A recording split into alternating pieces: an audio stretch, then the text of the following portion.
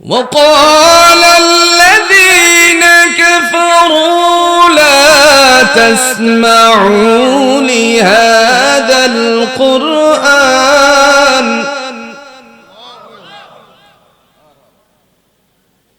وقال الذين كفروا لا تسمعوا لهذا القرآن والغوا فيه لعلكم تغلبون.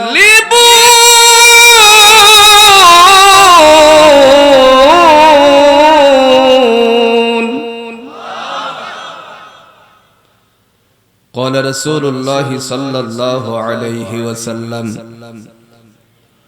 خيركم من تعلم القرآن وعلمه أو كما قال عليه الصلاة والسلام. اللهم صل على محمد وعلى آل محمد كما صليت على إبراهيم وعلى آل إبراهيم إنك حميد مجيد. اللهم بارك على محمد وعلى آل محمد كما باركت على إبراهيم وعلى آل إبراهيم إنك حميد مجيد.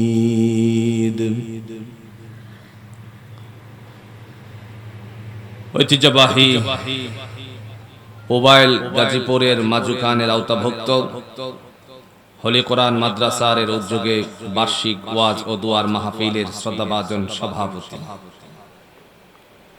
জনাব মোহাম্মদ সোহেল রানা ইকবাল, বিশিষ্ট সমাজসেবক, ব্যবসায়ী, প্রবাসী, আল্লাহ পাক রব্বুল আলামিনের পক্ষ থেকে তারই বান্দাকে কোরআনের জন্য কবুল করুক। আজকের এই মাহফিলের চিফ গেস্ট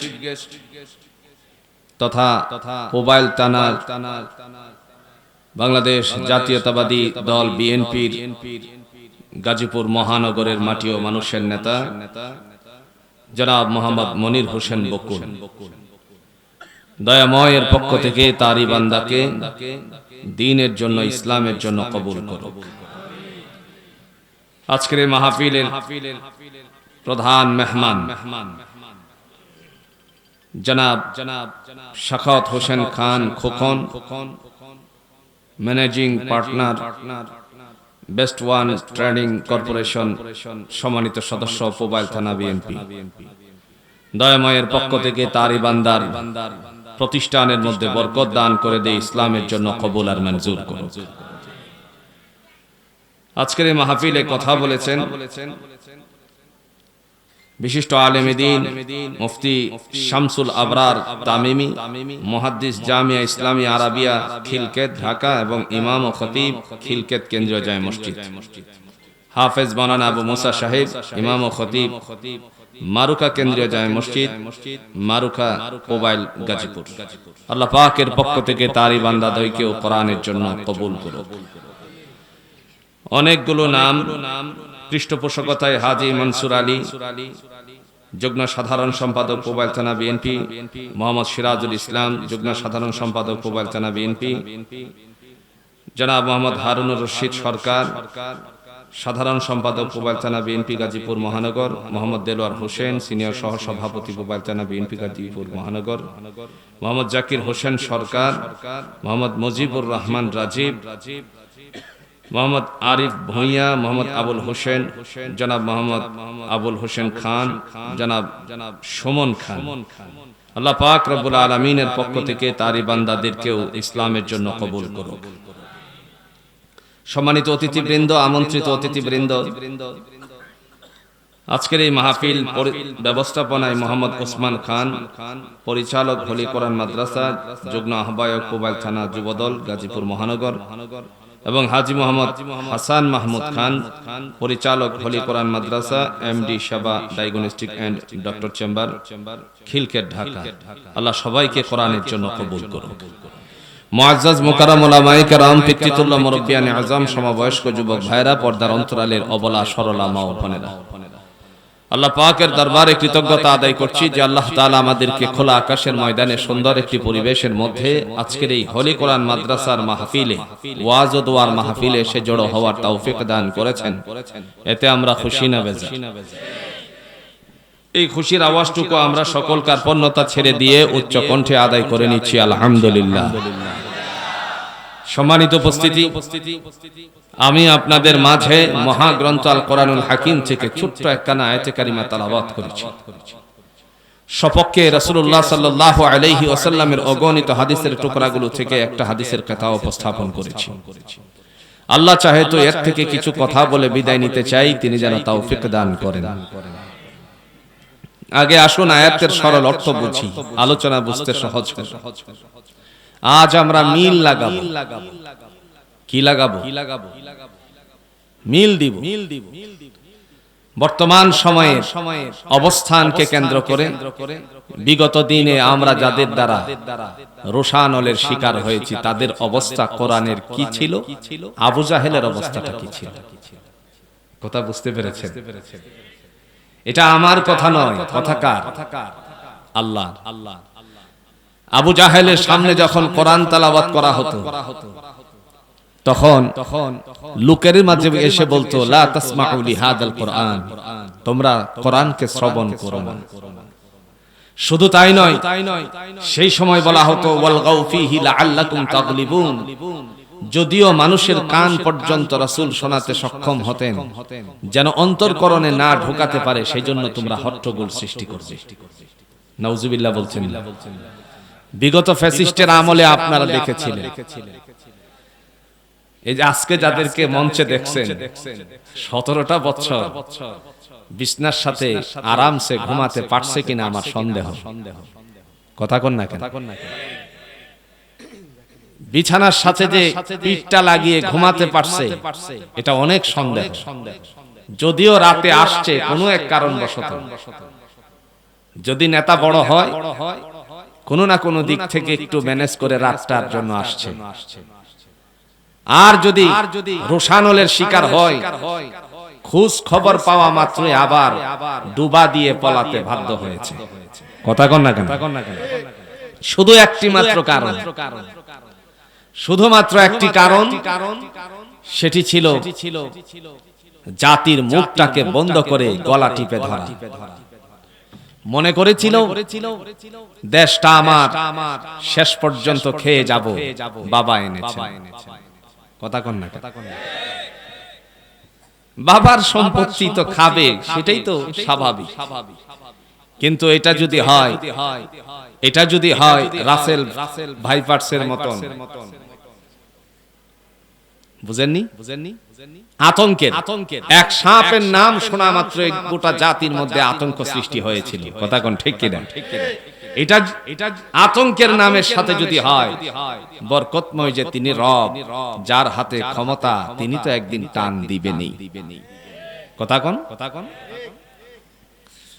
কোরআনুল হাকিমের মাধ্যমে আল্লাহ বলেন وقال الذين كفروا لا تسمعوا لهذا القرآن والغوا فيه لعلكم تغلبون।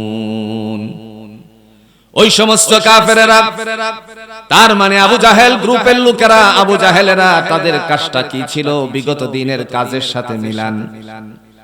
তারা যখন আল্লাহর নবী সাইয়্যিদুল মুরসালিন আহমদ মুস্তাফা সাল্লাল্লাহু আলাইহি সাল্লাম কোথাও দাঁড়িয়ে কোরআন পড়তেন, নবীজি কোথাও দাঁড়িয়ে যদি মানুষের সামনে কোরআন উপস্থাপন করতেন, সেই সময়টুকুর মধ্যে তারা এসে বলতো লা তাসমাউ লিহাদাল কোরআন, তোমরা কোরআনকে শ্রবণ করো না। শুধু তাই নয়, ফ্যাসিস্টের সময়কালে আমরা লক্ষ্য করেছি মুফাসসিররা যখন কোরআন নিয়ে কথা বলতো মঞ্চে, ওই সময় দা দিয়ে পর্যন্ত কুবাতে আসছিল। এরকম দিনও বাংলার জমিনে গেছে। কথা বলেন ঠিক কিনা? আল হাক্কু মুররুন, সত্য সব সময় তিক্তকর হয়। আপনি যদি কৃমিনাশক বিধ্বংস করার জন্য চিরতার ডাল ভিজিয়ে বাচ্চাকে খাওয়াতে চান, সেই বাচ্চা কখনো খেতে চাইবে না। কথা কন না কেন? তার কারণ আমরা জানি চিরতার ডাল ভিজানো পানিটা হয় তিক্তকর। আর তিক্তকর জিনিসটা খেতে, পানিটা খেতে তাদের জন্য পান করতে অনেক কষ্টদায়ক ছিল।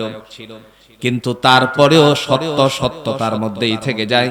এর মধ্যে জুড়ে বলুন তো শান্তি আছে কিনা?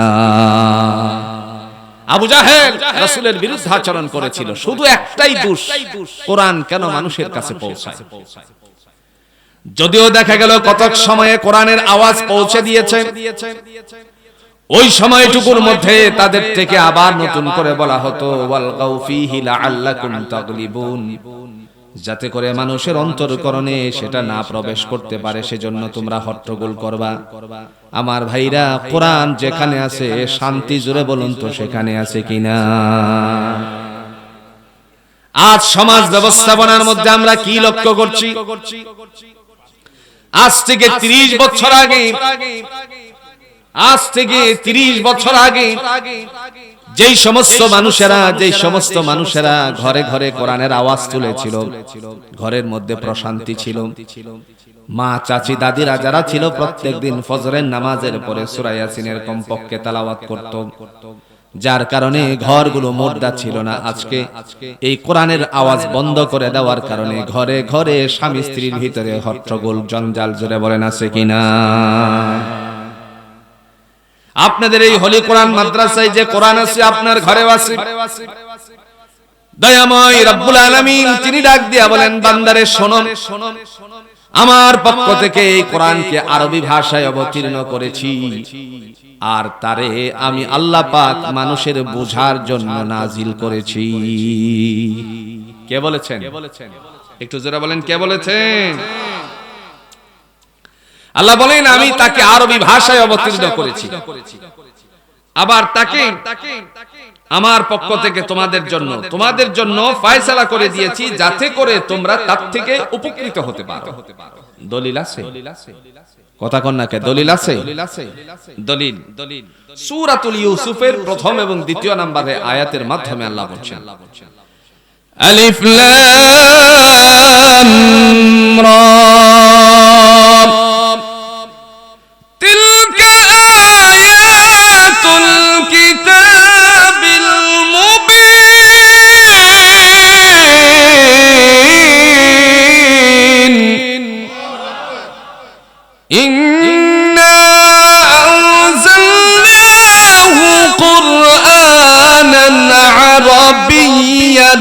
لعلكم تعقلون। আল্লাহ রাব্বুল আলামিন তিনি ডাক দিয়া বলেন, আলিফ লাম রা আই হরফুল মুকাত্তাআত। এর মর্মার্থ পৃথিবীতে কেউ জানে না। আপনারা যদি মনে করেন কাবা ঘরের প্রধান ইমাম আব্দুর রহমান আস-সুদাইসকে আনেন, এরে যদি জিজ্ঞাসা করেন আপনি তো কাবা ঘরের ইমাম, মক্কায় কোরআন অবতীর্ণ, মদিনায় অবতীর্ণ, বলুন তো আলিফ লাম মিম এর অর্থ কি? তিনি বলবেন ওয়াল্লাহু আ'লামু বিমুরাদিহি। এর যে কি মর্মার্থ পৃথিবীর জমিনে কেউ জানে না। জোরে বলেন, জানে কে? আল্লাহই ভালো জানে। নবী মুহাম্মদুর রাসূলুল্লাহ সাল্লাল্লাহু আলাইহি সাল্লাম সে সম্পর্কে কিছু বলেননি, তিনিও বলে গেলেন ওয়াল্লাহু আ'লামু বিমুরাদিহি, তার মর্মার্থ কেবল আল্লাহ জানেন। এরপর আল্লাহ পাক বলেন তিলকা আয়াতুল কিতাবিল মুবিন, সেগুলো হলো সুস্পষ্ট কিতাবের বর্ণনা।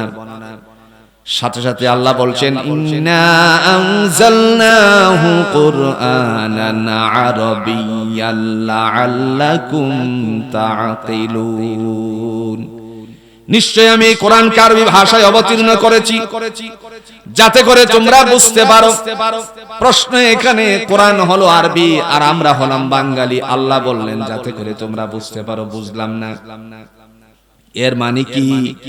তাফসিরে তাবারিত আবু জাফর ইবনে জারির রাহমাতুল্লাহ আলাইহি বর্ণনা করেছেন, বান্দা যখন কোরআনকে একবার ধারণ করার জন্য চেষ্টা করে, অন্তরকরণের ভিতরে, জোরে বলুন তো, কোরআনটা ঢুকিয়ে দেন কে? আমরা যদি কোরআনকে প্রশ্ন করি, বলো তো তুমি কেন পৃথিবীতে এসেছো? এমত অবস্থায় আল্লাহর কোরআন দেখে বলবে আমি দুনিয়াতে এসেছি মানুষের কল্যাণের জন্য।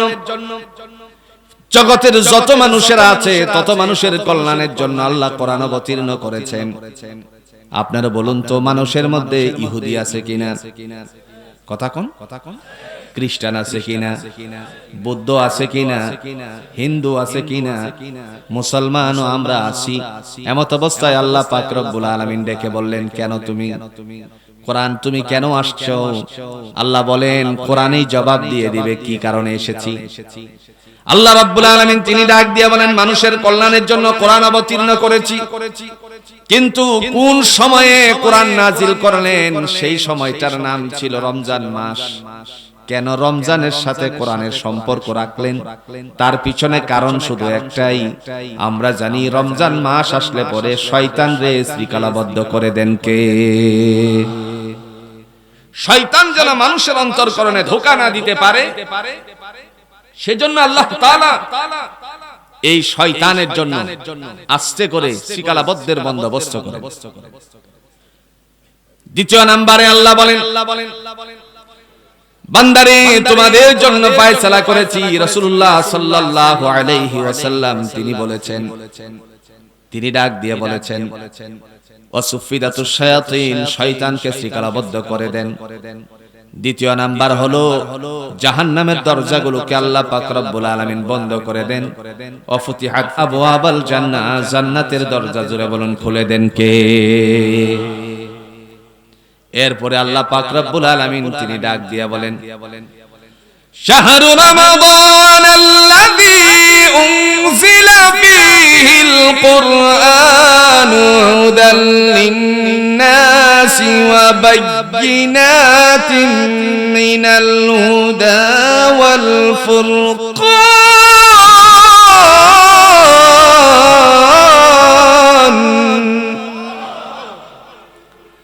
আল্লাহ বলেন, শাহরু রমাদান আল্লাযী উনজিলা ফীহিল কুরআন, আমি কোরআনকে রমজান মাসে অবতীর্ণ করেছি। কেন করলাম বান্দা? হুদাল লিন্নাস, মানুষের কল্যাণের জন্য। জোরে বলুন, কোরআন নাজিল করেছেন কে?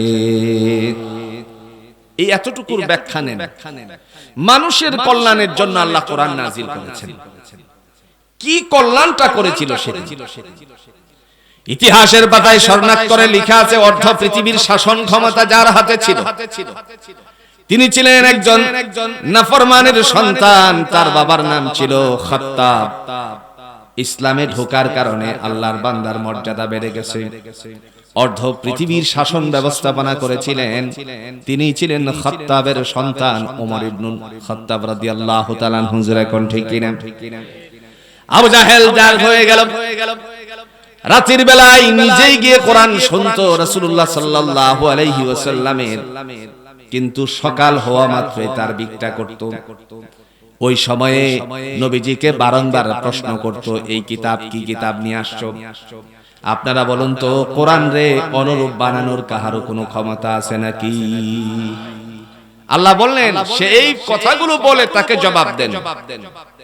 দলিল পেশ করেছেন, আফালা ইয়াতাদাব্বারুনাল কুরআন ওয়ালাউ কানা মিন ইনদি গায়রিল্লাহি লাওয়াজাদু ফীহি ইখতিলাফান কাসীরা। তারা কি লক্ষ্য করে না কোরআনের প্রতি? আফালা ইয়াতাদাব্বারুনাল কুরআন, এরা কি কোরআনের প্রতি লক্ষ্য করে না? ওয়ালাউ কানা মিন ইনদি গায়রিল্লাহি লাওয়াজাদু ফীহি ইখতিলাফান কাসীরা, এটি যদি আল্লাহর পক্ষ থেকে না হতো তাহলে তার মধ্যে অনেক বৈপরীত দেখা যেত। তার মানে নিঃসন্দেহে কোরআন, জুড়ে বলুন, কার কিতাব? একদিন এসে বলল, ভাতিজা আহমদ সাল্লাল্লাহু আলাইহি সাল্লাম, তুমি কি কিতাবের কথা বলছো? রাসূল সাল্লাল্লাহু আলাইহি সাল্লাম বললেন, চাচা, আল্লাহ প্রদত্ত কিতাবের কথা বলছি। মুহূর্তের মধ্যে ডাক দিয়ে বলছে, ওয়ানটুতে আমরা তাকে বানিয়ে আনতে পারি। আপনারা বলুন তো, কোরআনের একটা অনুরূপ বানানো সম্ভব? এই যে না বললেন, এটা আল্লাহ পাক 1450 বছর আগেই বলে দিয়েছেন, ফা ইল্লাম তাফআলু ওয়া লান তাফআলু ফাত্তাকুন নারাল্লাতী ওয়াকুদুহান নাস ওয়াল হিজারা। সম্ভব নয় তাদের পক্ষে এর অনুরূপ কিতাব বানানো। রাসূল আপনি তাদের সামনে চ্যালেঞ্জ ছুড়ে মারুন। চ্যালেঞ্জটা কি? কোরআন দলিল পেশ করেছে। ওয়া ইন কুনতুম ফি রাইবিন মিম্মা নাযালনা আলা আবদিনা ফাআতু বিসূরাতিন মিন মিসলিহি وادعوا شهداءكم من دون الله إن كنتم صادقين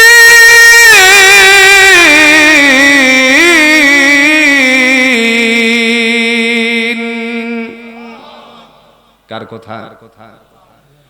এত দুভয়ের মধ্যে যদি তোমাদের কোনো সন্দেহ থাকে, ওয়া ইন কুনতুম ফি রাইবিন মিম্মা নাযালনা আলা আবদিনা ফাআতু বিসূরাতিন মিন মিসলি। আল্লাহ বলেন এত দুভয়ের মধ্যে যদি তোমাদের কোনো সন্দেহ থাকে তাহলে কোরআনের অনুরূপ একটা সূরা বানিয়ে নিয়ে আসো। তৎকালীন সময়ে একজন কবি ছিল, দার্শনিক ছিল। যুগে যুগে জুড়ে বলুন তো কবি আছে কিনা? কথা কন না, কে আসেনি? আমার দেশের কবি ছিল দুখু মিয়া। নাম কি?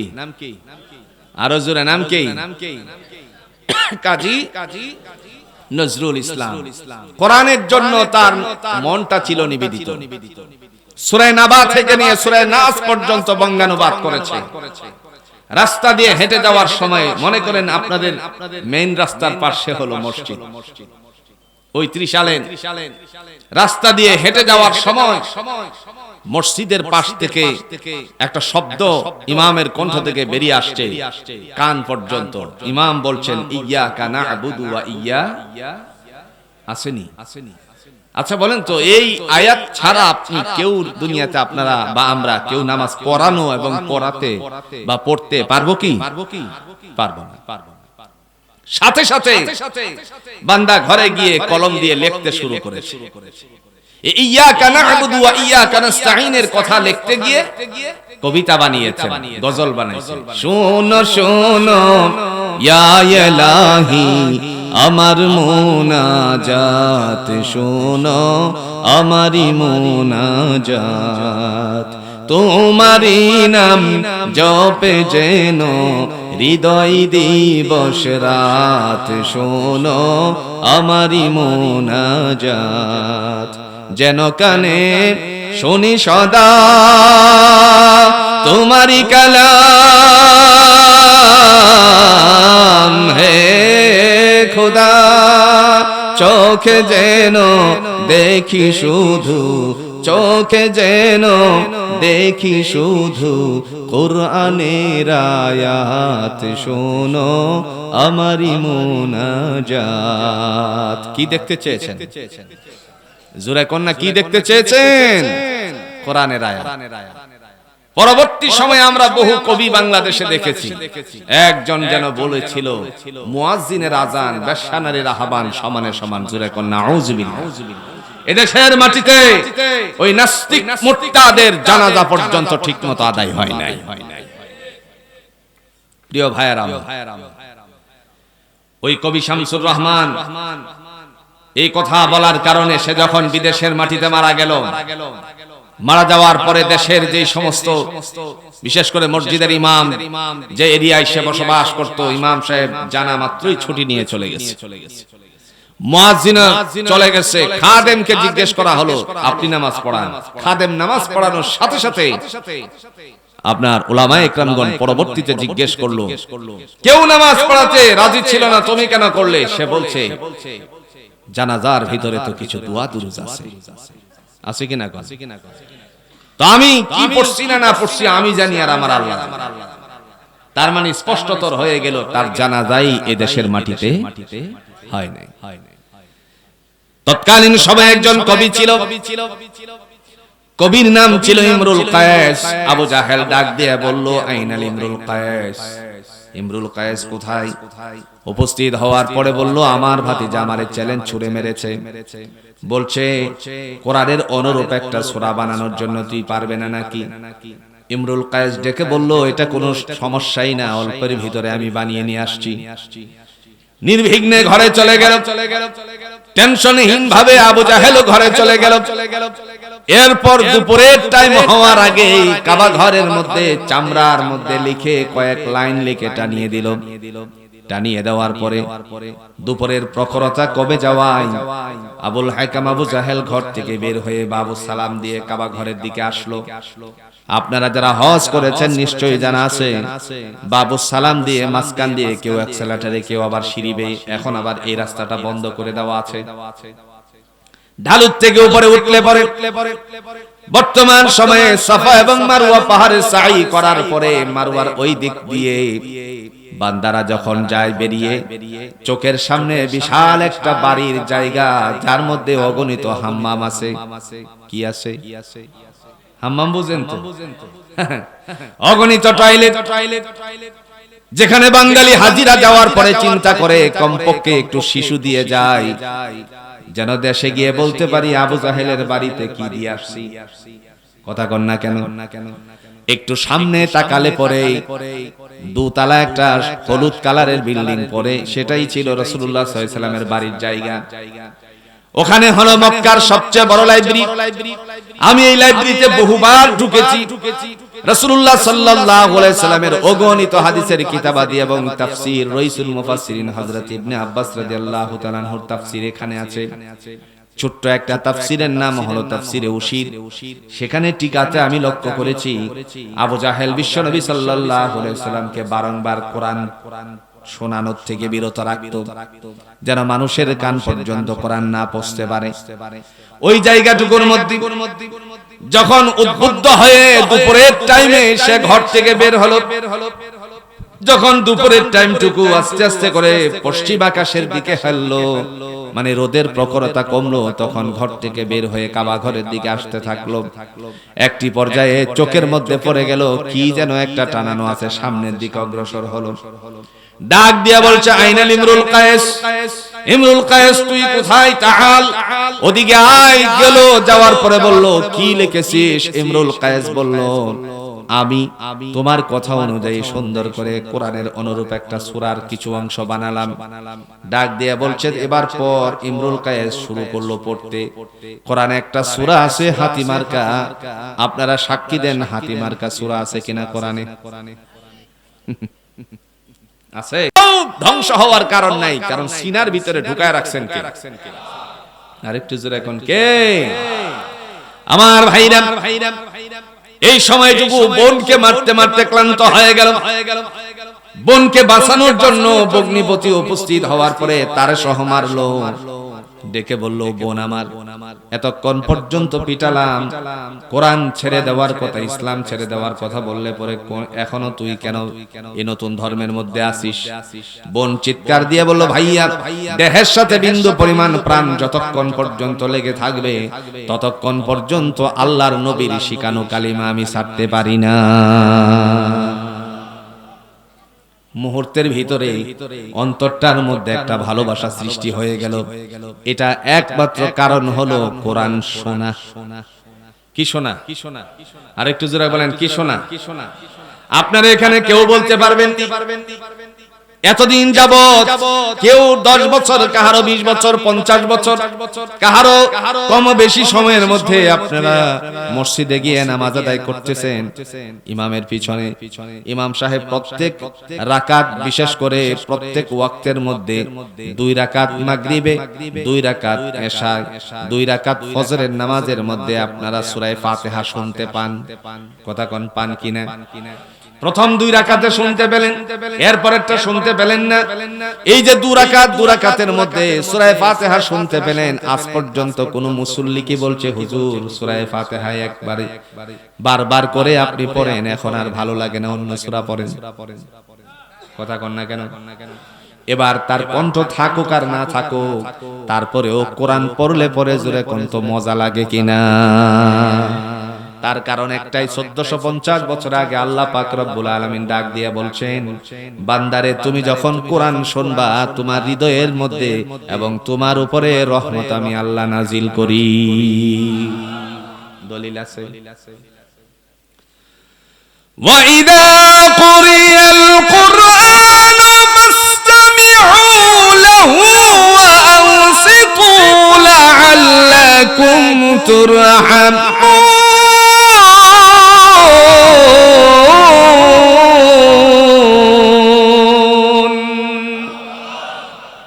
আল্লাহ পাক রব্বুল আলামিন বলেন, যখন কোরআন তেলাওয়াত করা হয় মনোযোগ সহকারে তোমরা শোনো। কেন জানো রে বান্দা?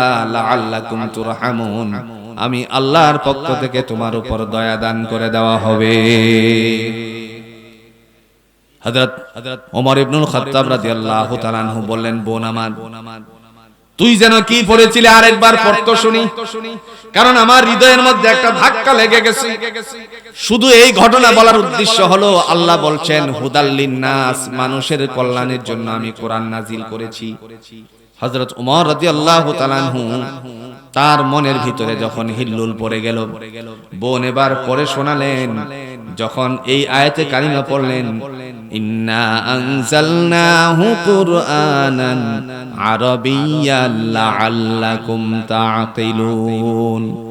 আবার যখন ওই আয়াতে কারিমা শোনালেন, বান্দি যখন পড়লেন, তাহা মা আনজালনা আলাইকাল কুরআনা লিতাশকা, সাথে সাথে ওমর রাদিয়াল্লাহু তাআলা আনহু প্রস্তুতি নেন রাসূলুল্লাহর কাছে যেতে। প্রতিমধ্যে আল্লাহর বান্দা দূর থেকে দেখতে পেলেন আল্লাহর নবীর ঘরের সামনে দুইজন বসে আছে। তারাও দেখতে পেল ওমর তরবারি উঁচু করে আসতেছে। এই মুহূর্তে নবীজির কাছে গিয়ে বললেন, ইয়া রাসূলুল্লাহ, ওমর তো আপনার দিকে আসতেছে তেরে তরবারি উঁচু করে। রাসূল বললেন, তোমরা বাধা দিও না, সোজা আমার কাছে আসার সুযোগ করে দাও। কেমন লাগলো কথাটা? ওমর আসতেছে রাসূলকে মারার জন্য, আর নবীজি বলছেন আমার কাছে সোজা আসতে দাও। ব্যতিক্রম হয়ে গেল না? কথা কোন নাকি ব্যতিক্রম হয়ে গেল না? সাহাবায়ে আজমাইন দুইজনে মিলে চিন্তা করলো, আল্লাহর বান্দারা চিন্তা করলো, নবীজি এটা কি বললেন? তারে আসার কথা বললেন, তার পিছনে কারণটা কি আমি তো বুঝতে পারতেছি না। কিন্তু আবার নিষেধাজ্ঞাও করা যাবে না, মতের বিরুদ্ধাচরণও করা যাবে না, রাসূলুল্লাহ সাল্লাল্লাহু আলাইহি সাল্লামের কথার বিমত করা যাবে। দ্বিমত পোষণ করার জন্য জোরে কণ্ঠ নিষেধ করেছেন কে?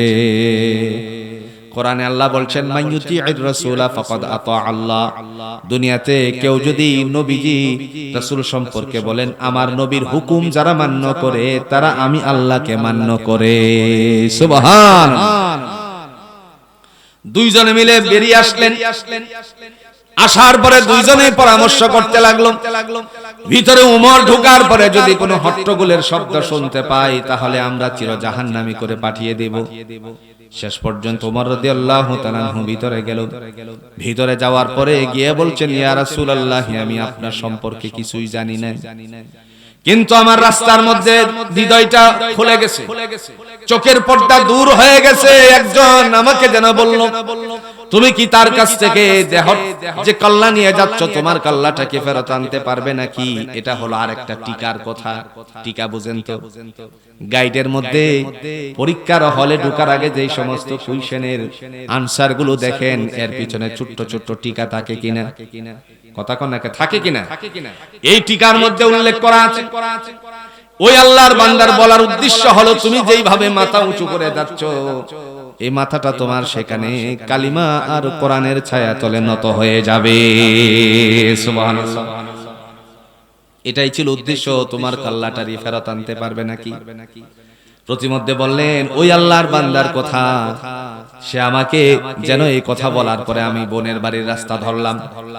সেখানে যাওয়ার পরে বোনের কাছে আমি যখন মারতে মারতে ক্লান্ত হয়ে গিয়ে জানতে চাইলাম, এখনো পর্যন্ত কালিমা ছাড়লি না কেন? বলছে, দেহের সাথে বিন্দু পরিমাণ প্রাণ যতক্ষণ পর্যন্ত লেগে থাকবে ততক্ষণ পর্যন্ত আল্লাহর নবীর শিখানো কালিমা ছাড়তে পারি না। সেই সময় আমার বিশ্বাস হয়ে গেল আপনি হলেন সত্য নবী, আর দুনিয়াতে আপনাকে আল্লাহ পাক জগৎবাসীদের জন্য কল্যাণের উদ্দেশ্যে পাঠিয়েছেন। সুবহানাল্লাহ। কেমন কল্যাণের উদ্দেশ্যে পাঠিয়েছেন? দলিল আল্লাহ দিয়েছেন। ওয়ামা আরসালনাকা ইল্লা রাহমাতাল লিল আলামিন।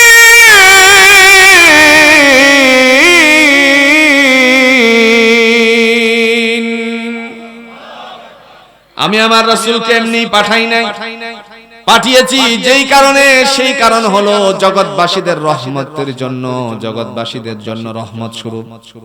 কেমন রহমতের আর একটা ব্যাখ্যা দিয়ে আমি আলোচনায় যাচ্ছি। নবীজি জগৎবাসীদের জন্য রহমত স্বরূপ কেমন ছিলেন? আপনারা যখন হজ করতে যান, অনেকে তায়েফের জমিনে গিয়েছেন। তায়েফের জমিনে যার ঘরে লালিত পালিত আল্লাহর নবী হয়েছিলেন, তিনি ছিলেন হালিমাতুস সাদিয়া রাদিয়াল্লাহু তাআলা আনহা। মক্কায় এসে উপস্থিত হলেন বাচ্চা নিতে, যে যাদেরকে দুধ পান করানো হয়। আগেকার সময়ে নিজের বাচ্চারে নিজে দুধ পান করাতো না, ধাত্রীর মাধ্যমে দুধ পান করানো হতো। আর আমার দেশের বাঙালি মায়েরা কতই না ভালো, নিজেদের সন্তানকে নিজেদের বুকের দুধ পান করায়। জোরে কোন ঠিক কিনা? ওই সময়ের মধ্যে হালিমাতুস সাদিয়া রাদিয়াল্লাহু তাআলা আনহা আসছিলেন, কিন্তু আসতে দেরি হয়ে যাওয়ায় কেবল একজন সন্তানের আওয়াজ পেলেন। রাসূলুল্লাহ সাল্লাল্লাহু আলাইহি ওয়াসাল্লামের ঘরের ভিতরে তিনি একটু আওয়াজ করলেন, গেলেন ঘরের ভিতরে গিয়ে বলছেন, আর স্বামীকে বললেন, স্বামী হে, সমস্ত সন্তানেরা নিয়ে ধাত্রী মহিলারা চলে গেছে যারা দুধ পান করাবে, কেবল একজন সন্তান বাকি আছে, কিন্তু ঝামেলাও আছে। স্বামী বলল, কি ঝামেলা? যে সন্তান বাকি আছে তার তো বাবা নাই, আর তার কাছ থেকে বাড়তি উপার্জন পাওয়াও সম্ভব। কথা কোন না কে সম্ভব না। এই কথা চিন্তা করে যখন স্বামীর কাছে ব্যক্ত করলো, স্বামী বলল, বিবি আমার, হালিমাতুস সাদিয়া রাদিয়াল্লাহু তাআলা আনহাকে বললেন, বিবি আমার, শূন্য উদরের চেয়ে উদরটা ভর্তি করে নিয়ে যাওয়া ভালো। কথা বুঝতেছেন? খালি যাওয়ার চেয়ে যেটা আছে সেটা নিয়ে যাওয়াই কি ভালো। শেষ পর্যন্ত গিয়ে বললেন, আপনার সন্তানকে আমার কাছে দিয়ে দিবেন, কোনো সমস্যা হবে না, আমি তার যত্ন নিব। বাসায় আমার আরেকজন সন্তান আছে, তারও আমাকে একটু দেখশন করতে হয়। হযরতে হালিমাতুস সাদিয়া রাদিয়াল্লাহু তাআলা আনহার কথা যখন আমিনা, রাসূলুল্লাহ সাল্লাল্লাহু আলাইহি ওয়াসাল্লামের মা, তিনি যখন শুনতে পেলেন, মা আমিনা যখন শুনতে পেলেন, শোনার পরে চেহারা দেখে বুঝতে পারলেন তার কথার মধ্যে কোনো দুই নাম্বারই নেই। মানুষের চেহারা এবং তার কথার থেকেও তো কিছুটা আঁচ করা যায়। কথা কোন না কেন? কার কথার ভিতরে দুর্নীতি আছে, কার কথার ভিতরে সরলতা আছে, সেইগুলো কথার ভিতর থেকেই উদ্ঘাটন করা যায়। কথা কোন ঠিক কিনা? সাথী বানিয়ে দিয়ে দিলেন, সাথে করে দিয়ে দিলেন। রাস্তা ধরলো, তখন তো আর রাস্তা ছিল না এরকম, পাহাড়ের পাদদেশ ঘেঁষে ঘেঁষে আঁকা বাঁকা পথ দিয়ে যখন তায়েফে গিয়ে পৌঁছালো, হালিমাতুস সাদিয়া রাদিয়াল্লাহু তাআলা আনহার স্বামী বলল, তুমি অনেক ক্লান্ত হয়েছো, আমার কাছে একটা বাটি দাও। কি দিতে? বাটি আমরা বুঝি তো, একটা বাটি দাও। বাটি দিল, ছাগলকে দুধ দহন করতে গেল। যখন ছাগলের দুধ দহন করতে গেল, এই মুহূর্তে আল্লাহর বান্দি তিনি ঘরের ভিতরে বসে আছে, আর বান্দা ছাগলের দুধ দহন করে যেই বাটি নিয়ে গিয়েছিল, এই বাটি আর জায়গা ধরতেছে না। আর একটু আস্তে কোন সুবহানাল্লাহ। ওমা আরসালনাকা ইল্লা রাহমাতাল লিল আলামিন, এই আয়াতের তাফসীর করেছেন রাসূলকে জগৎবাসীদের জন্য রহমত স্বরূপ কিভাবে আল্লাহ পাঠিয়েছিলেন, ছোট্ট সময়েই তার বর্ণনা দিয়েছেন। বাটি ভরপুর। আপনারা বলতে পারেন, ছাগলে কি এত দুধ দেয়? হ্যাঁ, মক্কা থেকে মদিনার পুরাতন রাস্তা বদরের ময়দান ঘেঁষে আমি বহুবার সেখানে গিয়েছি। সেখানে একটা জায়গা আছে, একটা কূপ আছে, যেখান থেকে পানি উঠানো হয়। বীরে রোহা, রাসূলুল্লাহ সাল্লাল্লাহু আলাইহি ওয়াসাল্লামের কতক সাহাবীরা এখানে বসবাস করত। এখানে বসবাস করার সময়ে একজন ইহুদির একটা কূপ ছিল, কুয়া। কুয়া আগে কি ছিল মানুষের জন্য? জুরাকন কি ছিল? কূপ, কুয়া। একটা কূপ ছিল, এখান থেকে নিজেরা পানি উঠাতো, আবার ছাগল, দুম্বা, ভেড়া, উট এগুলোকে খাওয়াতো, পান করাতো।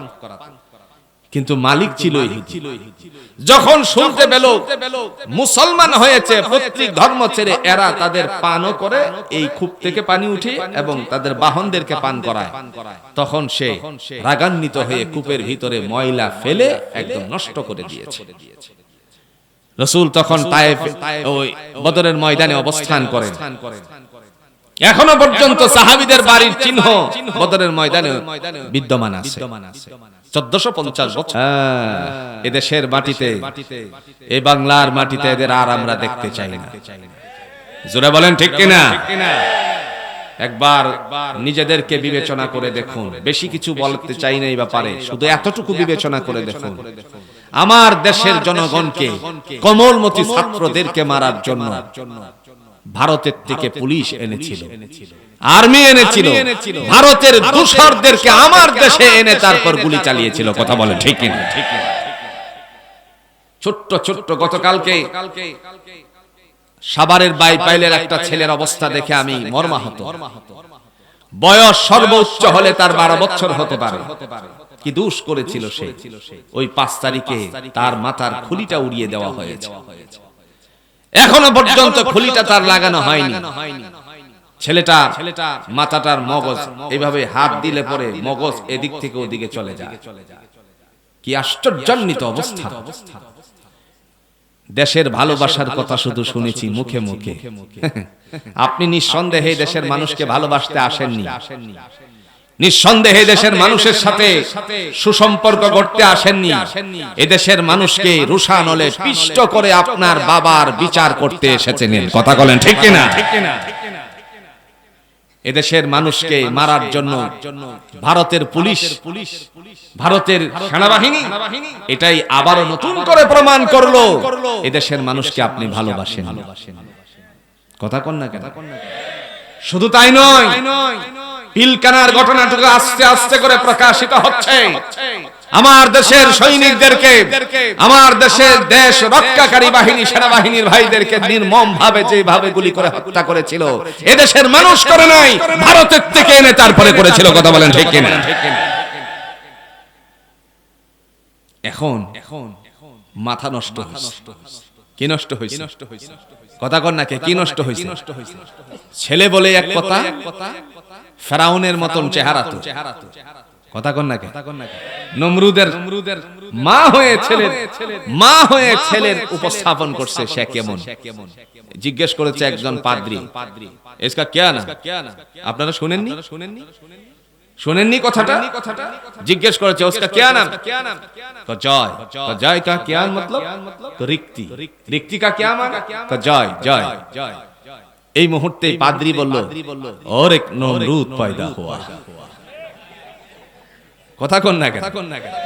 এটা আমার মুখের নয়, বিগত ফ্যাসিস্ট সরকারের মুখের বাণী এটা। নিজের সন্তানের কথা নিজেই বলে দিয়ে গেছে, और एक नमरूद पैदा हुआ। হের মাথা নষ্ট। হ্যাঁ, একবার সকাল বেলায় এক কথা বলে, রাতের বেলায়, দুপুরের বেলায় আরেক বিবৃতি দেয়। কথা কন ঠিক কেন? আর যারা মায়ের মুরগি, বুঝেন তো, মুরগির নিচে, পাকার নিচে বাচ্চারা থাকে কিনা, এই তাপ দিয়ে বাচ্চাদেরকে নিয়ে ঝড় তুফান যাই কিছু আসো, ঝড়ের কবলে পড়লেও বাচ্চাদেরকে তাপ দিতে সে ভুলে যায় না। একেবারে বৃষ্টি শুরু হয়েছে, পাকার নিচে সন্তানদেরকে রেখে নিজে ভিজতেছে, কিন্তু বাচ্চারা যেন না ভিজে সেই জন্য সে চেষ্টা করছে, মুরগি চেষ্টা করে। কথা কন ঠিক কিনা? আর জনতার মা, কিরে মা, ওরে মা, মা মা বানাতে বানাতে অস্থির হয়ে গেছিল দেশবাসীর সেই সমস্ত দূষররা। মা যে তারারে কোথায় রেখে চলে গেল, কার সাথে উড়াল দিলে এখন খুঁজে পাওয়া যাচ্ছে না। কথা কন না? বিবেকটাকে একবার প্রশ্ন করুন। যারা রাজনীতি করেছিলেন, যারা দল করেছিলেন, বিবেককে একবার প্রশ্ন করুন, আপনাদেরকে কার হাতে রেখে গিয়েছে, আপনাদেরকে কোন জায়গায় রেখে গিয়েছে। এখন ওখান থেকে এক বিবৃতি দেয়, আপনারা লাফ মারেন, ফাসার সামরা তার যাবে না, যাবে হলো আপনাদের। কথা কন না কেন? যে উড়ে সে পড়ে। কথা ঠিক কিনা? উই পোকা দেখছেন? আপনারা কি বলেন এটা? উলি উলি, ওই যে মাটির নিচ থেকে আবহাওয়া একটু খারাপ থাকলে বেরিয়ে আসে না, শেষে দেখা যায় কুফি বাতি জ্বলতেছে। আগের দিনটা বলতেছি, কি বাতি জ্বলে? কুফি বাতি জ্বলে। এই কুফি বাতি জ্বলার সময়ে এরা এই চতুর্দিক দিয়ে উড়ে, আর কুফি বাতির আগুনে পাকা পুড়ে তারপরে পড়ে, আপনাদেরকে লেলিয়ে দিচ্ছে। একবার চিন্তা করুন, এদেশের মানুষকে বলছিল যার যা কিছু আছে মিলান তো, যার যা কিছু আছে সে নিয়ে ওদের ওই ছাত্র জনতাদেরকে শত্রু বানিয়ে দিয়ে বলছে ওদের মোকাবেলা করো। ওই যে ৭১-এর ভাষণ, শেখ মুজিবের ভাষণের মতন, যার ঘরে যা কিছু আছে তা নিয়ে শত্রুর মোকাবেলা করো। এই আমার দেশটারে বানাইছে শত্রু। এই যে কারণে বহির্বিশ্ব থেকে আমার দেশের বাইরের থেকে লোকে না আমার দেশের ছেলে মেয়েদেরকে হত্যা করেছে, কথা কোন ঠিক কিনা, শহীদ করেছে। এর বিচার বাংলার জমিনে হবে ইনশাআল্লাহ। একটা একটা করে বিচার হবে। শুধু এই ৫ই আগস্টের শুধু নয়, হেফাজতের তাণ্ডবের কথা আমরা ভুলে যাইনি। কমলমতি বাংলাদেশের তলেবে আলেমরা শাপলা চত্বরে দাবি নিয়ে উপস্থিত হয়েছিল। কোনো ধরনের সহিংসতা সৃষ্টি করা নেই, এদেরকে সন্ধ্যার সময় একেবারে নেস্তানাবুদ করে দেওয়া হয়েছে। আবার সকাল ১০টার আগে সব শেষ, কিছুই নাই, কোনা না একজনকেও তো মারা হয়নি। কথা বুঝতে পেরেছেন? টিকাটলি মোড় দিয়ে টিকাটলির অবস্থান থেকে যদি ব্যারিকেড না ভাঙতে পারতো, মানে এমন একটা ব্যারিকেড ছিল, ওই ব্যারিকেডের ওই পুলিশের এখান থেকে যদি ব্যারিকেড ভেঙে ভিতরে যেতে পারতো, আর ওরা যদি ওদের ব্যারিকেড না ভাঙতে পারতো, তাহলে কত হাজার হাজার লাখ লাখ মানুষ যে শহীদ হতো তার কোনো বর্ণনা ছিল না। আমার ভাইরা, বলার উদ্দেশ্য শুধু যে দেশকে আমরা ভালোবাসছি, সে দেশ স্বদেশে রয়ে গেছে, ফ্যাসিস্ট বিদায় হয়ে গেছে। কথা কন না কেন? আজ কোরআনের জন্য নিবেদিত প্রাণ ছিল আল্লামা সাঈদী রাহিমাহুল্লাহ, তার কথাটা মনে পড়ে গেছে। দলমত নির্বিশেষে ব্যক্তি যাই ছিল, দল যাই করতো, কিন্তু ব্যক্তি হিসাবে, আলেম হিসেবে আমরা তাকে ভালোবাসি। কথা বলেন ঠিক কিনা? ঠিক কিনা? কি বলেছিল? বেশি লাফালাফি করো না, গাছের গোড়া ধরে ধাক্কা দিলে মামুর বাড়ি দিল্লি গিয়া পড়বা, এই দেশে তোমার কোনো ঠাই হবে না। একেবারে 100 মিলছে, দিল্লি গিয়েই ঠাই হইছে। কথা কন না কেন? আমার ভাইরা, যে কথা বলছিলাম, মহান আল্লাহ পাক রব্বুল আলামিনের পক্ষ থেকে ফয়সালা হয়ে গেল। আবু জাহেল বলছে তুই কি একটা সূরা বানাতে পারবে না নাকি? সে সূরা বানালো, তখন ধমক দিল। ধমক দেওয়ার সাথে সাথে বলল একটা সূরা কেন, একটা নুকতা পরিবর্তন করার কোনো কাহারো ক্ষমতা নাই। এরপরে বলছে তাহলে তুই কি বলতে চাস? মুহূর্তের ভিতরে বলল আমি আর তোমার দলে নাই, কারণ তুমি আমাকে বিকটা করেছো, যে তোমার ভাতিজার বিরুদ্ধে লেলিয়ে দিয়েছিলে। এই আল্লাহর বান্দা কোরআনের সপক্ষে সে কালিমা পড়ে মুসলমান হয়ে গিয়েছিল। শুধুমাত্র এই কথাটা বোঝানোর জন্য, হুদাল লিন্নাস, মানুষের কল্যাণের জন্য কোরআন আল্লাহ অবতীর্ণ করেছেন। মানুষের কল্যাণের জন্য যে আল্লাহ পাক কোরআন অবতীর্ণ করেছেন, কেমন কল্যাণ হলো সেই দিন আবু জাহেল ডাক দিয়ে বলছিল তোমাদের মধ্যে কে আছো যে আমার ভাতিজাকে দুনিয়ার জমিন থেকে বিদায় করবে? আস্তে আস্তে করে মাথাগুলো নিচু হতে লাগলো। একটা মাথা কেবল উঁচু আছে, সেই মাথাই ছিল খাত্তাবের সন্তান ওমর। মনে আছে তো আপনাদের? না ভুলে গেছেন? ওমর ইবনুল খাত্তাব রাদিয়াল্লাহু তাআলা আনহু সেই সময়টুকুর মধ্যে ঘোষণা দিয়েছিল আমি পারবো তোমার ভাতিজাকে বিদায় করতে। মুহূর্তের ভিতরে সে বলল আমি আজকে তোমাকে ছাড়া অন্য কাউকে কামনা করিনি।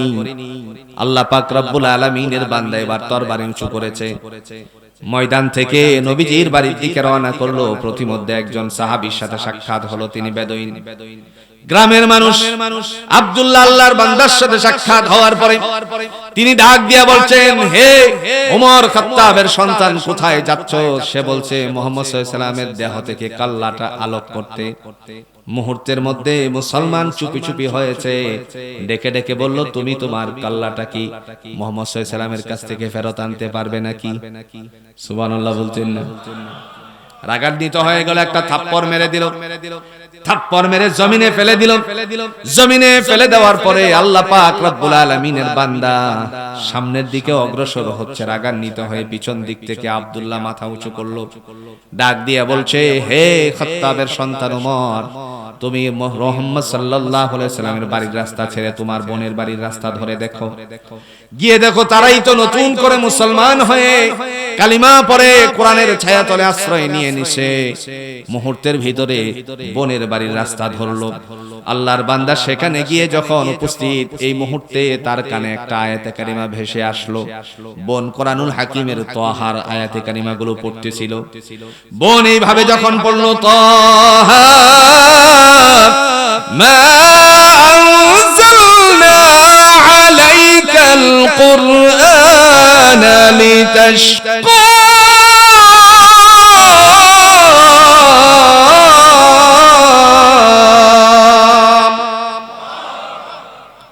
আল্লাহর বান্দি বললেন তাহা আই হরফুল মুকাত্তাআত আল্লাহু আ'লামু বিমুরাদিহি, এর মর্মার্থ কেউ আল্লাহ ছাড়া কেউ জানে না। এরপরে বললেন মা আনজালনা আলাইকাল কুরআনা লিতাশকা, নবী গো আপনাকে ক্লেশ দেওয়ার জন্য আমি কোরআন নাজিল করি নাই। আপনি কোরআনটারে বারংবার আয়ত্ত করার জন্য কষ্ট করবেন, ঠোঁট নড়াচড়া করবেন। অন্যত্র আয়াতে আল্লাহ বলছেন ঠোঁট নড়াচড়া করবেন, এই কারণে আমি কোরআন নাজিল করি নাই। আপনি শুধু জিবরাইলের কথাগুলো শুনে যান, আর আমি আল্লাহ আপনার অন্তরের ভিতরে কোরআনের পুরোটারই ঢুকায়া দিব। আজকে আপনাদের এই যে হলি কোরআন মাদ্রাসা, এই হলি কোরআন মাদ্রাসার ছোট্ট ছোট্ট বাচ্চারা 12 থেকে 16 বছরের ভিতরে দেখা গেল হাফেজে কোরআন হয়ে গেল। আপনাদের কাছে যেই আয়াতে কারিমা বলছিলাম, আল্লাহ বলছেন লাআল্লাকুম তাকিলুন, যাতে করে তোমরা কোরআনটা বুঝতে পারো। আজ যদি একজন স্যারকে জিজ্ঞেস করেন, স্যার আপনি দীর্ঘ বছর যাবত শুনেছি বাংলা বইটা পড়ান ক্লাস 4 এর, বলুন তো শুরু থেকে শেষ পর্যন্ত মুখস্থ বলতে পারবেন কিনা? স্যার ব্যর্থতা স্বীকার করে বলবে কোনোদিন এমন প্রশ্নের সম্মুখীন হব আমি জানি নাই, বুঝতেও পারি নাই। কিন্তু আপনাদের হলি কোরআন মাদ্রাসা থেকে যদি 2 জন হাফেজে কোরআন নিয়ে মসজিদের মধ্যে দাঁড় করিয়া বলেন রমজান মাসে 27শে রমজানে তুমি কোরআনটারে 2 জনে মিলে খতম করে আমাদেরকে নামাজের মাধ্যমে শেষ করবা, কথা বলেন পারবেনি? জোরে কন্যাকে পারবেনি? তার কারণটুকু আল্লাহ পাক রব্বুল আলামিন দেখতে বলেন, হে জগৎবাসী এই কোরআন হলো আমার, তারে সংরক্ষণ করার দায়িত্ব আমি আল্লাহ নিজে নিছি। দুনিয়ার সমস্ত কোরআনকে যদি আপনি একটা পর্যায়ে মনে করেন পুরে সারখার হয়ে যায়, তারপরেও হাফেজের কোরআন অন্তরকরণে যার মধ্যে এতগুলো নুলুক লাগাতে হতো না। নুলুক বুঝেন তো? না না, নুলুক বুঝেন আপনারা? নুলুক বুঝেন তো? এই যে মহিলাদের আগেকার দাদি চাচিদের নাকের এই জায়গায় লাগাতো, এটা কি বলতেন? হ্যাঁ হ্যাঁ হ্যাঁ, নথ। নথ বলে। আচ্ছা আপনারা যেটা বুঝেন, আমি কিশোরগঞ্জের ভাষা দিলাম আর কি। এই নথ এখানে লাগাতো। আর বর্তমান সময়ে স্বর্ণকারের দোকান হলে পরে গ্রিলের মাঝখান দিয়ে আপনার ছিদ্র করে একবারে এরকম করে কয়টা করে লাগায় তালা, কথা কন নাকি? অনেকগুলো তালা লাগে। আপনাদের যদি বিশ্বাস না হয় বাইতুল মুকাররম এই যে কতগুলি মার্কেট আছে না, জুয়েলারির দোকানে গিয়ে দেখবেন এরকম করে মাঝখান দিয়ে গ্রিল মারছে, এই কি বলে কেসি গেটের মধ্যে মেরে পরে ঝুলাইছে নুলুক, ওই যে নলা তালারে আমি বানাইছি আর কি। এতগুলো তালা দিছেন, এরপরে আবার লাগাইছেন কি? জোরে কোন নাকি? CC camera. আপনি মনে করেন কি সুর বেটা আপনার একটু চালাক বেশি না? হ্যাঁ কি করে জানেন? হ্যাঁ চিন্তা করে কোন দোকানে সিসি ক্যামেরার সময় বিদ্যুৎ চলে যায়, হেইটার সময় সে আসে। বুঝছেন না মনে হয়? আবার দিনের বেলায় দেখে যাবে আপনার দোকানে আইপিএস আছে কিনা। সিসি ক্যামেরা তো আইপিএস থাকলেও কাজ করে, আইপিএস না থাকলে হেমনি হে কাজ শুরু করে। কথা কন না? এর বাস্তবতা আমি নিজেই 3 ক্যামেরা খুলে নিয়ে গেছে। বুঝছেন? তা আমার কানে সংবাদ আসছে কে কে নিতে পারে। এরপরে আমার কাছে একজনে এসে তথ্য দিয়ে গেছে, হ্যাঁ এই কামটা করছে। এখন আমি যদি তারে ডাকি, আমি জানি, এরপরেও যদি আমি তারে ডাকি আর 10 জন লোকে জানে, তাহলে আরে ফিডায়া, কথা বুঝছেন তো? হেরে ফিডায়া নান্দি বিনাশ করে ফেলে। এই জন্য আমি তারে ডাকিও না। হে মনে মনে চিন্তা করতেছে হুজুর মনে জানি না, কথা বুঝছেন তো? যদি আল্লাহর কোরআনের আইন চালু থাকতো তাহলে আপনার দোকানে এত তালা লাগানো লাগতো না। কারণ চুরের ধারণা থাকতো বাইতুল মুকাররমের সামনে নিয়ে হাত কাটা হবে, কে চাই তার নিজের হাত কেটে দেখ। আল্লাহ রাসূল সাল্লাল্লাহু আলাইহি সাল্লাম বলেন, কোরআন মানুষকে সত্যতার দিকে ডাকে আর আমরা অসত্যতার দিকে চলে যাই। জোরে বলেন ঠিক কিনা? খাত্তাবের সন্তান উমর দাঁড়িয়ে গেলেন, হযরতে বেলাল হাবশী রাদিয়াল্লাহু তাআলা আনহুকে বলেন, ও বেলাল, আজকে আস্তে আস্তে আযান হবে না, মনে আছে না? ভুলে গেছেন? আজকে জোরসে আযান হবে। খাত্তাবের সন্তান উমর মুসলমান হয়ে গেছে, জোরসে তিনি আওয়াজ দিলেন, আসসালাত আসসালাত। যখন বললেন, বলার পরে দুপুরের টাইম ছিল, ওখান থেকে আস্তে করে তারা বেরিয়ে আসতেছে। কাহারো হাতে বর্শা আছে, কাহারো হাতে তীর আর ধনুক, আবার কাহারো কাছে দেখা যায় পাথর নিয়ে সামনের দিকে অগ্রসর হচ্ছে। লোকেরা জিজ্ঞেস করলো, এই কি ব্যাপার, তোমরা সামনের দিকে যাচ্ছ?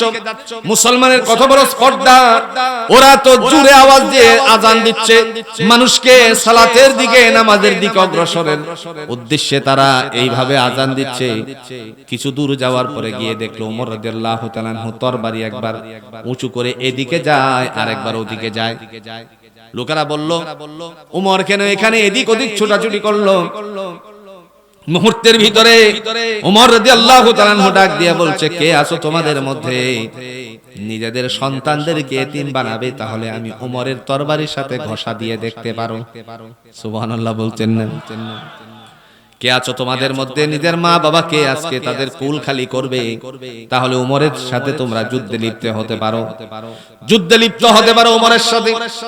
যদি তোমাদের মধ্যে এমন কেউ থাকো নিজের বিবিরে বিধবা বানাবে, তাহলে আমি ওমরের সাথে লেগে দেখতে পারো। এই অবস্থায় তারা হটলো পিছনের দিকে। আমার ভাইরা, শুধুমাত্র একটা কারণ, আল্লাহ বলছেন হুদাল লিন্নাস, মানুষের কল্যাণের জন্য আমি কোরআন অবতীর্ণ করেছি। সুবহানাল্লাহ বলেন। এবার কোরআনরে আমরা বললাম, কোরআন আর কি কারণ?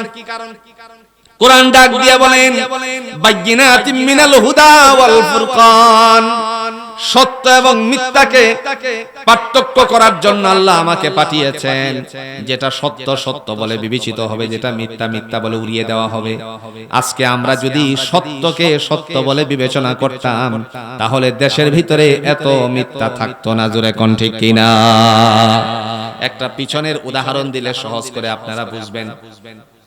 পিছনের উদাহরণ হলো, মনে করেন একটা সময়ে ভূমিকম্পের কারণে রানা প্লাজা নামক একটা বিল্ডিং ধসে পড়েছিল, মনে আসেনি?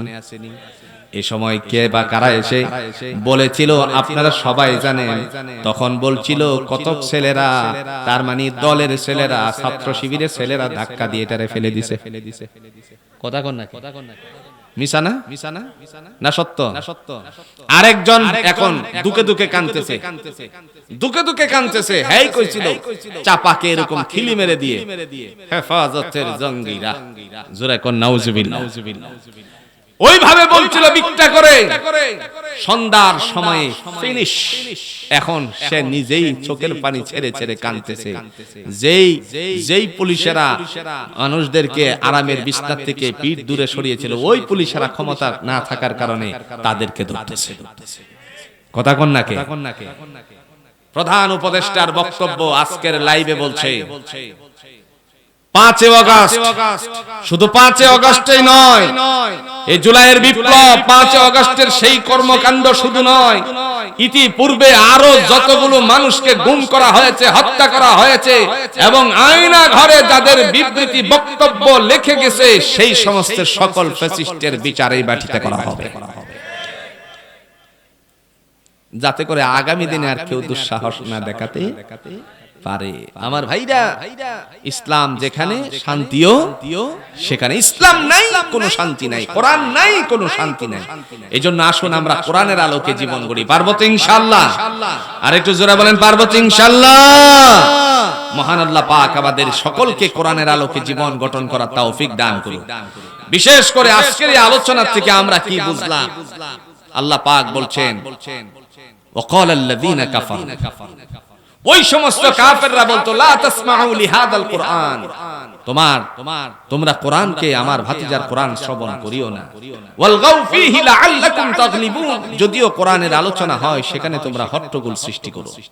আমার ভাইরা, এই কোরআন আপনাদের সন্তানকে পড়ানো প্রয়োজন। আমি বলছি না সব সন্তানরা খালি মাদ্রাসায় দেন, এই কথা আমি কোশ্চিন কালেও বলি। আমি বলি আপনার সন্তান একজনকে কোরআনের জন্য দেন, আর সবাইকে একটু একটু করে সকালের প্রত্যুষের যে কোরআন, সেই কোরআনটা শিক্ষা দেন। আমরা তো মুসলমান, আমাদের ধর্মগ্রন্থের নাম হলো আল কোরআন। আপনার সন্তানকে কোরআন শিখান, আপনার সন্তানকে স্কুলে পড়াবেন, আমি রাজি আছি, কিন্তু প্রাথমিক যে কোরআনের শিক্ষাটা সেটা দেন। এই সন্তান যদি কোরআন নিয়ে প্রাথমিক শিক্ষা গ্রহণ করে যদি মনে করেন সচিবালয়ের দায়িত্ব পায়, তারপরেও তার মাথায় একটা থাকবে আমি কোরআনটা একটু সকালবেলায় পড়ি। কথা কন না কেন? যদি আপনার সন্তান বড় রাজনীতিবিদ হয়, সে সন্তান চিন্তা করবে আমি কোরআনটা একটু পড়ি। আপনার সন্তান যদি আদর্শবান হয়ে একজন ঠিকাদার হয়, তাহলে সে চিন্তা করবে জনগণের সম্পত্তিকে বিনষ্ট করব না, আল্লাহর কাছে জবাব দিতে হবে। কথা বলেন ঠিক কিনা? আর যদি না হয়, তাহলে বর্তমান সময়ের অবস্থা হবে কি সুন্দর করে দেখেন না, আশ্চর্য। আমার কাছে ভিডিও চিত্র আছে, একেবারে পুরা ঢাকা শহরের দেয়ালগুলি ভরে ফেলছিল খালি শুভেচ্ছা দিতে দিতে। কথা কন না কে? উমুক উমুক উমুক আইরে শুভেচ্ছা, শুভেচ্ছা দিতে দিতে পোস্টার লাগাতে লাগাতে শেষ করে দিয়েছিল। আজকে দেখি একজন রে ব্যান চালাইতেছে। কথা কন না কে? কি চালাইতেছে? ব্যান গাড়ি চালাইতেছে। আরেকজন রে দেখি সাত দোকানে চা বিক্রি করতেছে।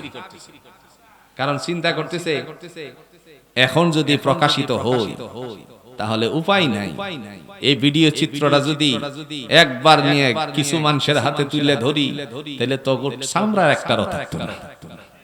কথা কন না কেন? কারণ ওদের নেতারাই বক্তব্য দিয়ে গেছে, ক্ষমতায় যদি আমরা না থাকি, মনে রাখবেন যেই হাত দিয়ে আমাদেরকে সালাম দিত এই হাত দিয়ে মুখে ঘুষি দিবে।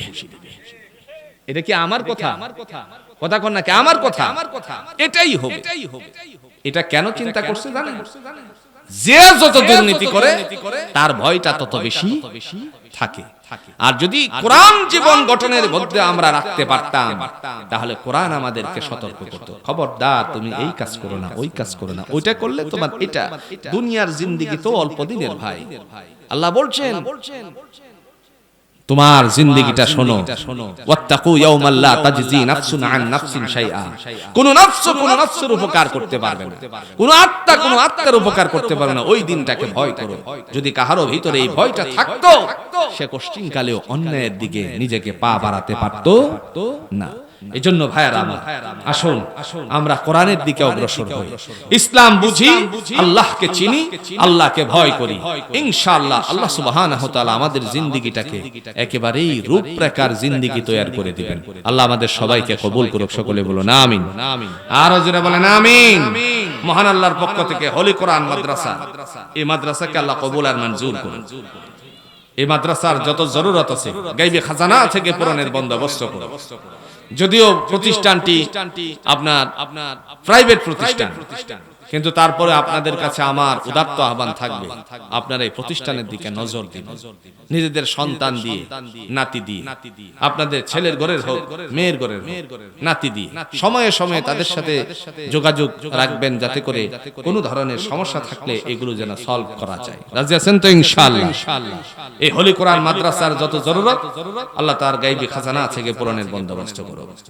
যে যুব সমাজ অক্লান্ত পরিশ্রম করে, আমার অত্যন্ত মনের মানুষ, তারা অক্লান্ত পরিশ্রম করে এই আয়োজনটুকু করে থাকেন, আল্লাহ তাদেরকে কোরআনের জন্য কবুল করুন। তাদের যত সমস্যাগুলো আছে আল্লাহ তাআলা সেই সমস্যাগুলোকে দূর করুক। সকলে বলো না আমিন। আমরা একটু জিকির করি লা ইলাহা ইল্লাল্লাহ।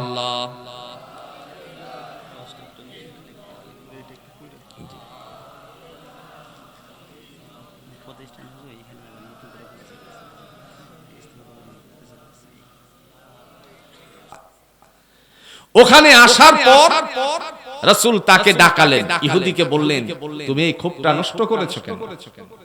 আপনাদেরকে পানি পান করাবো না। তাহলে এটাকে আমাদের কাছে বিক্রি করে দাও।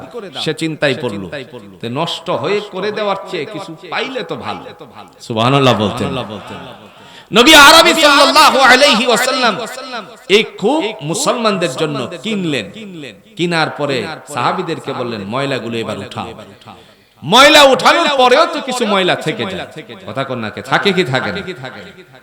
যতটুকু উঠানোর প্রয়োজন ছিল ততটুকু উঠিয়েছে। আগে তো এত কিছু ছাকনি ছিল না, না ছিল?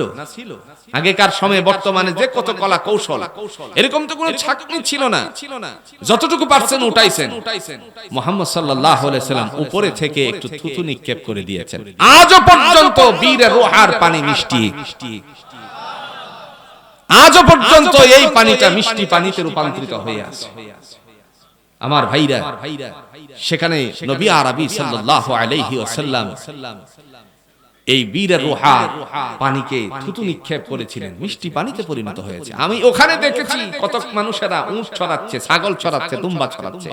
খাবারের ব্যবস্থা কি? পাথর চাটতেছে। ছাগলে কি চাটে? একটু জোরে এখন কি চাটে? পাথর। দুম্বা ছাটে, পাথর চাটতেছে। দুম্বা পাথর ছাটতেছে, ছাগলেও পাথর ছাটতেছে। এটা 17 সালের ঘটনা বলছি।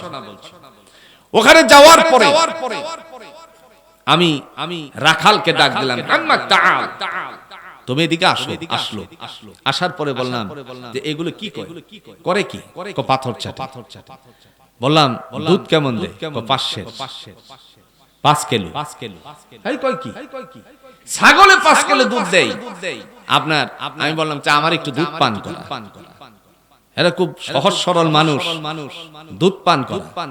তারপরে ছাগলের দুধ দহন করে এক বাটি, ছোট একটা বাটি দিয়ে দুধ দিছে।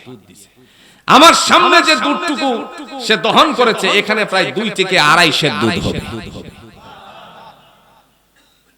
তখন আমার মাথায় ধরা পড়ে গেল রাসূলুল্লাহ সাল্লাল্লাহু আলাইহি সাল্লামের জন্য নিয়ামত আল্লাহ কেমনে দান করেছিলেন।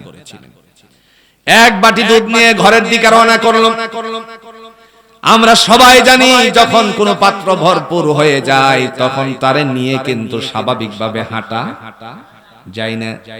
টিপ টিপ করে অল্প অল্প করে কাঁধ দিয়ে যখন কদম দিয়ে সামনে গেল, বিবি একবার হালিমা রাদিয়াল্লাহু তাআলা আনহা স্বামীর চেহারার দিকে তাকায়, আবার নিজের যে পাত্র দিয়েছিল পাত্রের দিকে তাকায়। স্বামী বলে দেখো কি? হযরত হালিমাতুস সাদিয়া রাদিয়াল্লাহু তাআলা আনহা বললেন দুধের বাটি দেখি। মুস্কি হেসে দিয়ে বললেন বিবি আমার, আমি বলেছিলাম শূন্য উদরের চেয়ে উদরটারে ভর্তি করে নিয়ে যাওয়া ভালো। আমার মনে হচ্ছে যে সন্তান তুমি ঘরে এনেছো, ওই সন্তানের বরকতে আল্লাহ পাক রব্বুল আলামিন এই দুধের বাটি ভরপুর করে দিয়েছে। আল্লাহ রাব্বুল আলামিনের বান্দা এবার মুস্কি হাসি দিলেন, নবীজির দিকে তাকালেন। ওই সময় আল্লাহর বান্দা বললেন তুমি নিজে একটু দুধ পান করো আর একটু পানি পান করো, আগে পানি পান করো। দেখেন আজকের মেডিকেল সায়েন্স, চিকিৎসা বিজ্ঞানীরা বলে যদি কোনো নারী তার সন্তানকে দুধ পান করাতে যায় এর আগে যদি কিছু পানি পান করে তাহলে দুধের মধ্যে আল্লাহ পাক স্বচ্ছতা দান করে দেন, দুধের মধ্যে কোনো ধরনের ঝামেলা থাকে না। আর তিনি সেদিন বলেছিলেন দীর্ঘ পথ তুমি পাড়ি দিয়ে এসেছো, তোমার দুধটা এবং তার বউটাটা ভালো করে ধৌত করে তারপরে আহমদ সাল্লাল্লাহু আলাইহি সাল্লামের মুখে দিবা। এটা মেডিকেল সায়েন্স আজকে গবেষণা করে বের করেছে। যখন কোন নারী সন্তান পৃথিবীতে আসার পরে তার বাচ্চাকে দুধ পান করায়, ভালো করে যদি তার নিজের দুধটারে ধৌত করে নেই, এতে করে ধুলি ময়লা এবং ঘামের যে ব্যাকটেরিয়া আছে ব্যাকটেরিয়াটা বাচ্চার পেটে যাবে না। ঘামের ব্যাকটেরিয়া থেকে বাচ্চার পেটটা যদি রক্ষা পায় তাহলে ফুড পয়জন থেকে মুক্ত থাকবে। মেডিকেল সায়েন্স, চিকিৎসা বিজ্ঞানীরা বলে ফুড পয়জনে আক্রান্ত হবে যদি ঘামের এই অবস্থানটা তৈরি হয়ে যায়। আমার ভাইরা আজকের কথা এটা নয়। হালিমাতুস সাদিয়া রাদিয়াল্লাহু তাআলা আনহা ওনার স্বামী বলেছিলেন হামিদুম মাজিদ আলহামদুলিল্লাহি রাব্বিল আলামিন ربنا ظلمنا أنفسنا وإن لم تغفر لنا وترحمنا لنكونن من الخاسرين ربنا لا تزغ قلوبنا بعد إذ هديتنا وهب لنا من لدنك رحمة إنك أنت الوهاب আল্লাহ তাআলা মাজুকানের সেই হলে কোরআন মাদ্রাসা তোমার বান্দারা এই মাদ্রাসার জন্য আজকের এই বার্ষিক ওয়াজ মাহফিলের বন্দোবস্ত করেছেন। মেহেরবানি করে সমস্ত খাতাগুলো মার্জনা করে দিও, ফরন্ত সওয়াবের ভান্ড বাড়িয়ে সোনার মদিনা তোমার রাসূল পাক সাল্লাল্লাহু আলাইহি সাল্লামের সওয়াবটুকু পৌঁছিয়ে দাও।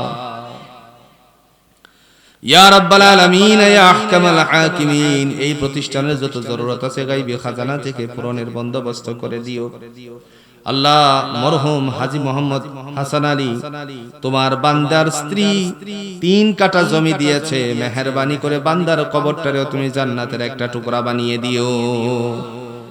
ময়দানে হাসরে বান্দির ডান হাতে আমলনামা টুকু দান করে দিও। আল্লাহ রব্বে কারীম, মেহেরবানি করে কোরআনের জন্য জমিন দেওয়া তোমার জান্নাতুল ফেরদাউস দিয়া তারে শান্তি দান করে দিও।